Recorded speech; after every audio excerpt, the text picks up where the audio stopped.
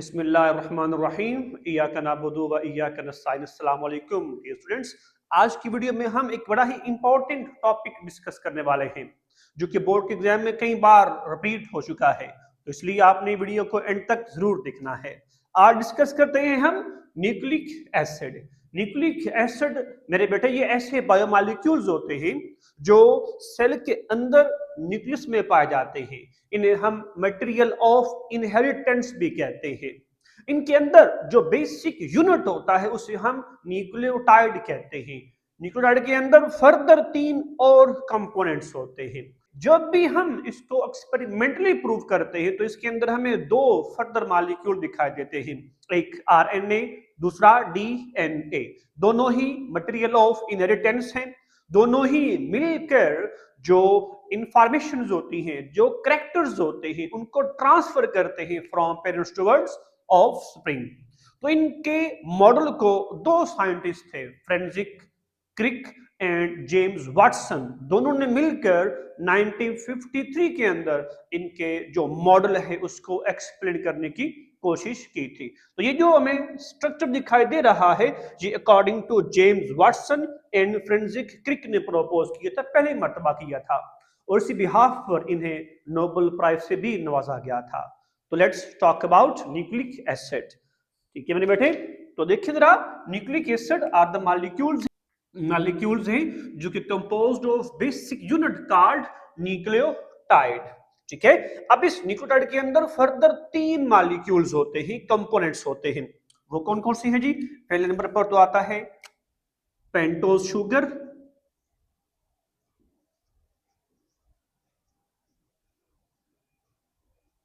जिसे हम राइबोज कहते हैं।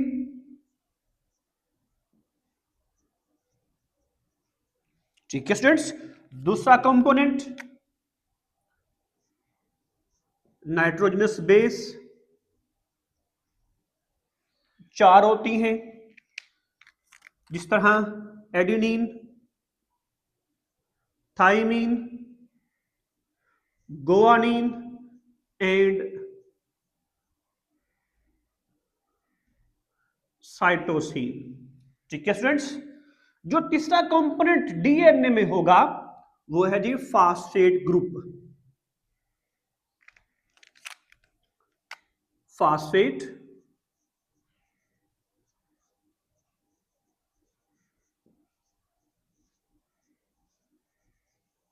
ग्रुप होगा। ठीक है स्टूडेंट्स, अब इन 3 कंपोनेंट्स को मद्देनजर रखते हुए जो डीएनए के अंदर जो न्यूक्लियोटाइड्स का सीक्वेंस होगा, उन सीक्वेंस के अंदर ये 3 कंपोनेंट्स होंगे। ठीक है स्टूडेंट्स, अब ये 3 कंपोनेंट्स मिलकर किस तरह की शेप बनाते हैं? फर्ज करें ये पेंटोज शुगर। ठीक है स्टूडेंट्स, यहां पर कार्बन नंबर 1 है, कार्बन नंबर 1 पर एक एन बेस होगी, फर्ज करें यहां पर एडेनिन है। ठीक है, और यहां पर जो कार्बन नंबर 5 है, कार्बन नंबर 5 के ऊपर फास्फेट ग्रुप अटैच होगा। ये हमारे पास है स्ट्रक्चर ऑफ न्यूक्लियोटाइड, और वो क्या है? Basic unit of nucleic acid है। ठीक है स्टूडेंट्स, अब जो न्यूक्लिक एसिड्स होते हैं इनकी फर्दर 2 टाइप्स होती हैं, एक डीएनए है, दूसरी आरएनए है। ठीक है, तो आज की वीडियो में हम सिर्फ इसी डीएनए को डिस्कस करेंगे। DNA stand for deoxy ribo nucleic acid.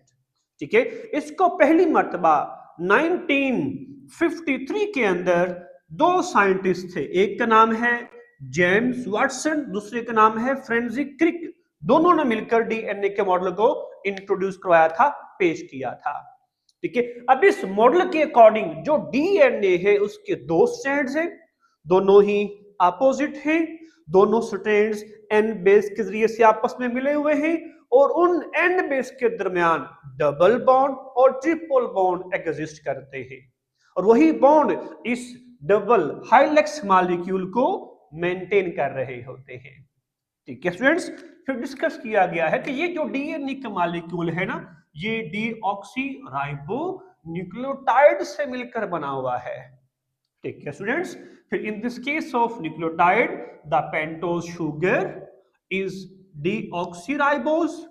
ये पेंटोज शुगर है, इसमें कार्बन नंबर 2 पर जो ओ एच और एच लगा हुआ है ना स्टूडेंट्स, तो यहां पर एक ऑक्सीजन एब्सेंट है, रिमूव हुई है, इसलिए तो हम इसको डीऑक्सी का नाम देते हैं। ठीक है स्टूडेंट्स, कार्बन नंबर 2 पर ऑक्सीजन एब्सेंट है, इसलिए इसको डीऑक्सी का नाम देंगे। तो ये शुगर कौन सी बन गई? डीऑक्सी राइबोज शुगर बन जाती है। ओके, तो जो नाइट्रोजन बेसिस होती है उसमें 4 है, बताया मैंने भी आपको। एडिनिन, इसको हम ए से जाहिर करते हैं। थायमिन, इसको हम टी से जाहिर करते हैं, मतलब रिप्रेजेंट करते हैं। Cytosine represented by C, guanine represented by G. ठीक है फ्रेंड्स, अब ये ना अपोजिट स्ट्रैंड्स होते हैं। फर्स्ट करें, ये एक ह्यूमन सेल है। ह्यूमन सेल के अंदर सेंटर में न्यूक्लियस है, न्यूक्लियस के अंदर ये मटेरियल ऑफ इनहेरिटेंस है। इसमें हमें छोटे छोटे धागे दिखाई दे रहे हैं, इन धागों को हम क्रोमेटिन कहेंगे। ठीक है फ्रेंड्स, ये धागे कंडेंस होकर एक वेल डेवलप शेप बन जाती है, उसे फिर हम क्रोमोसोम कहते हैं।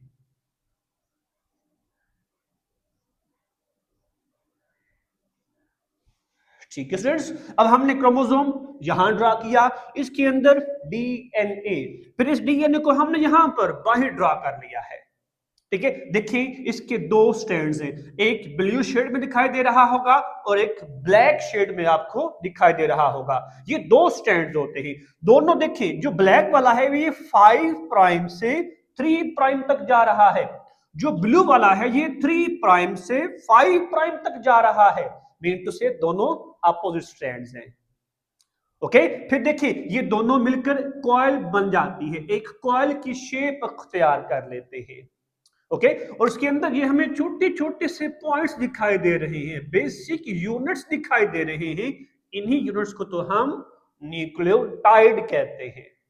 ठीक है, और इसी एक न्यूक्लियोटाइड के अंदर ना ये 3 तरह के कंपोनेंट्स होते हैं, जो कि इसकी पूरी लेंथ के साथ साथ अरेंज हुए होते हैं। ठीक है स्टूडेंट्स, फिर डिस्कस करते हैं model of DNA according to Watson and Crick. Okay जी, तो इन दोनों बंदों ने मिलकर पहली मर्तबा डीएनए का स्ट्रक्चर ड्रॉ किया था। अब अकॉर्डिंग टू दिस मॉडल देखते हैं आपकी बुक के अंदर कौन कौन से पॉइंट्स बयान किए हुए हैं। तो मेरे बेटे ये बड़ा ही एक अहम क्वेश्चन है जो कि आपने जरूर याद करना है, और कई बार ये बोर्ड के एग्जाम में रिपीट हुआ है। इसमें आपने इसकी डायग्राम भी जरूर ड्रॉ करनी है।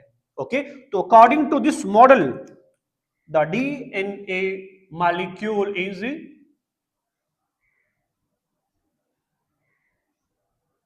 DNA is a double helix molecule।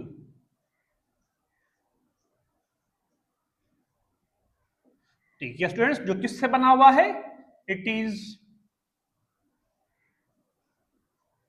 Made up of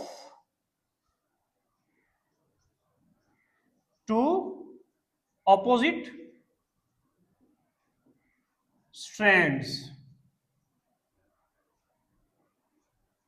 किसके स्ट्रैंड्स हैं? Of nucleotide.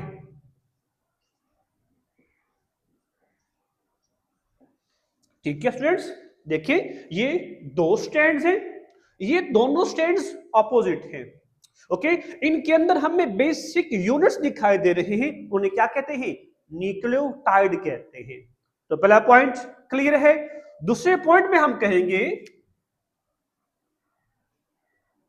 कि both strands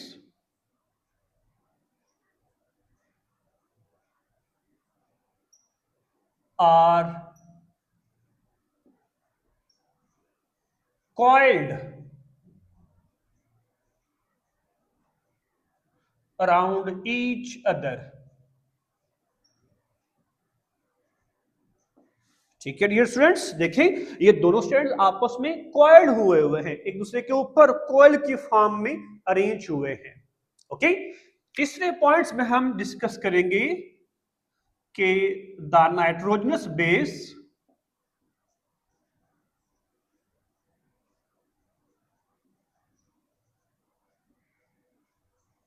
of one strand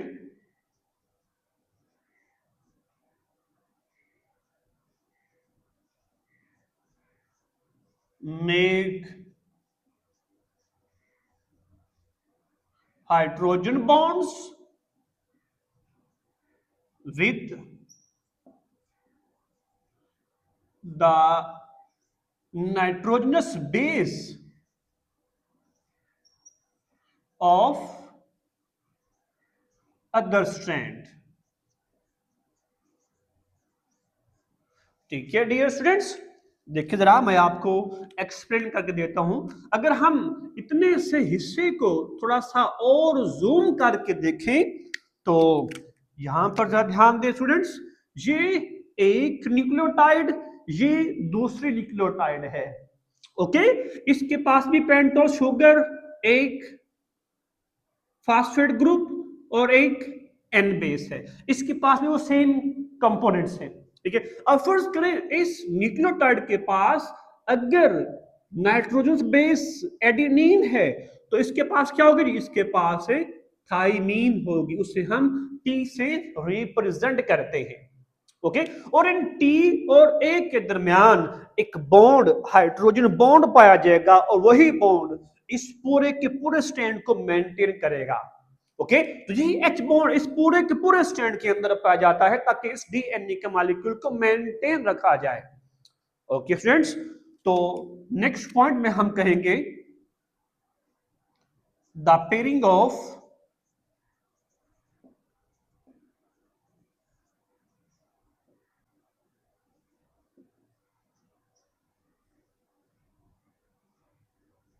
nitrogenous base is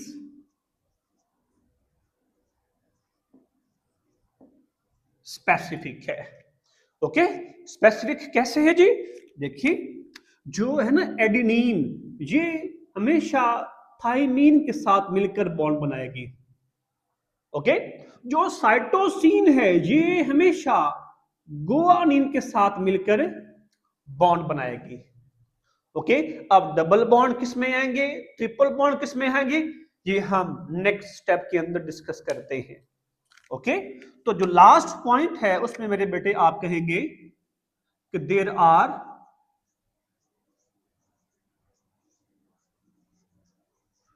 to hydrogen bond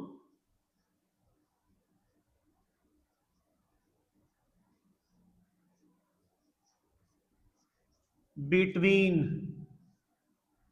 adenine and thiamine.